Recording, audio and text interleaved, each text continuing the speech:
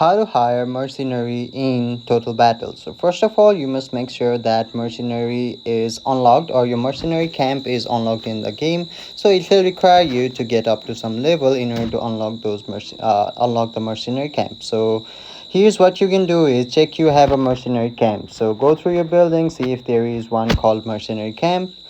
Now, upgrade if needed. So sometimes hiring mercenaries require a certain level of building or certain research. Open mercenary interface after that. So once the mercenary camp is built, upgraded, there should be a tab menu that shows available mercenaries. So go to the browse what's available. In that interface, you should see different mercenary units, their stats and the cost. Now, go for hiring. Choose which mercenary or mercenaries you want.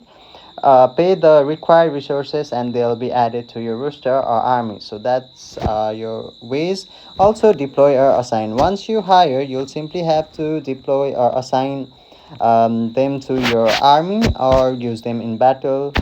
Now maintain them. So after you hire and then deploy or assign, that's your last step is to maintain them. Some games require upkeep or maintenance cost. Be ready for that if that's a part of the mechanic. So that's how you do it.